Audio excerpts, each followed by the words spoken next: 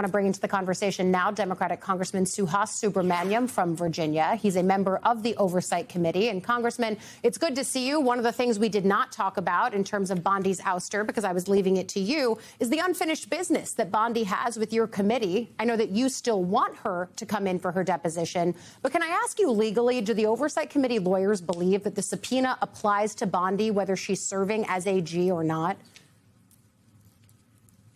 The subpoena still applies to Bondi, whether or not she is in the administration, and we absolutely expect her to show up for a deposition under a penalty of perjury, because we still have a lot of questions about her handling of the Epstein files and other related things. And so this was a bipartisan subpoena, and we expect her to show up. So what happens if Chairman Comer, who already seemed wishy-washy on enforcing this subpoena, says, never mind, we don't need this anymore. I believe that it's contingent on her actually being Attorney General. Well, he's certainly trying. I mean, he tried to have a closed door, essentially hearing with her. It was a sham hearing. Yep. She didn't really answer questions.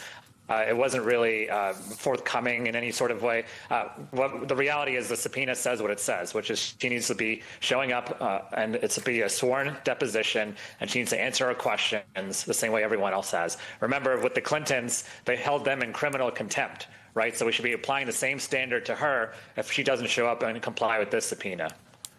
And yet what Republicans had on their side in that instance is that they are the majority party and have more levers to pull to get what they want and enforce their subpoenas. So I'm interested in seeing how Republicans like Congresswoman Nancy Mace of South Carolina, who say, I still would like Bondi to come before me. I subpoenaed her, AG or not. I'm interested in seeing how they push other members of their party on this. I think the other thing that caught my attention was last night, Republican Senator Thom Tillis weighed in on what he expects from the next Attorney General. I want to play for you what he said. Watch.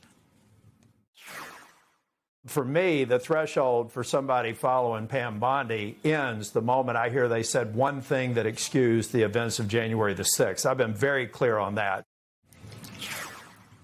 When Trump first came back to the White House, Republicans pretty easily lined up behind his cabinet picks.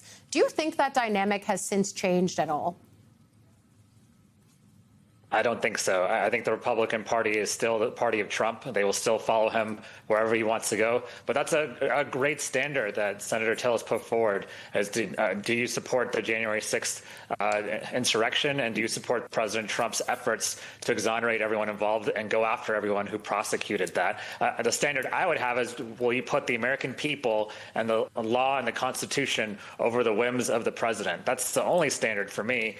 And to me, that is not the standard for the president. He is not going to do anything but have someone come in who will just follow his orders and execute on them. And remember, before Pam Bondi, the pick was Matt Gaetz, right? So character doesn't matter either. Qualifications don't matter. It's just who is going to follow President Trump's orders.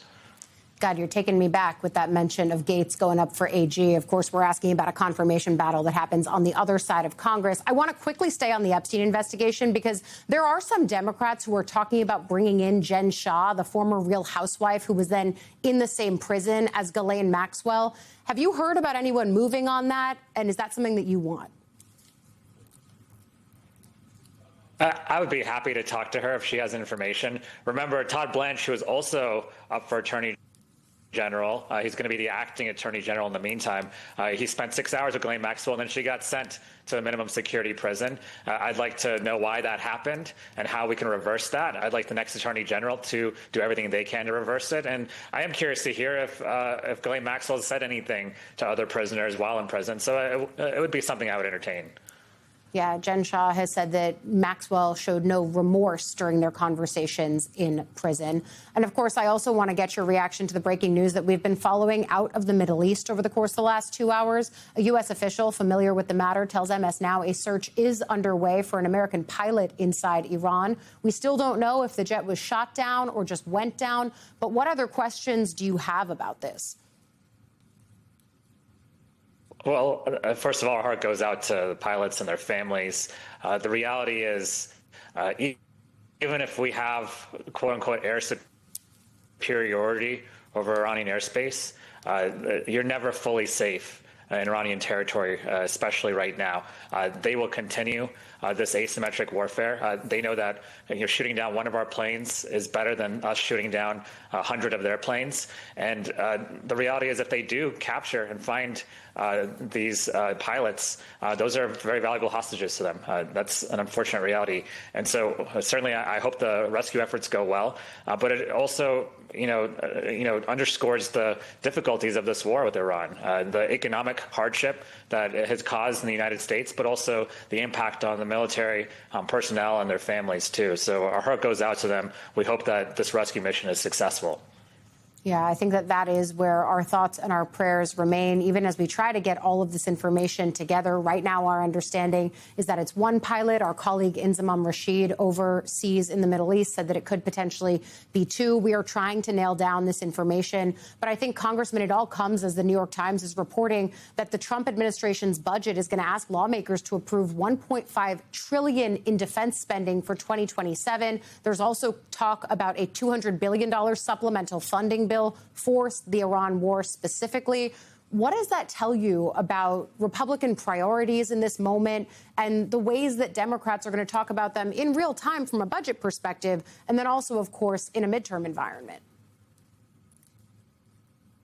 Yeah, how did we not have the money for Medicaid? How do we not have the money to feed kids or to make healthcare more affordable? Yet we have the money to continue this war. I thought this war was supposed to be a quick thing, a quick excursion.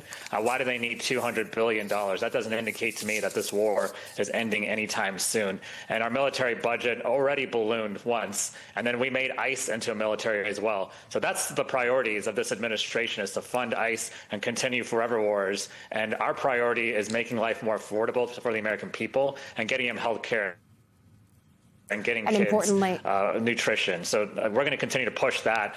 We have a referendum coming up in April in Virginia, and I think it's going to be successful because of this.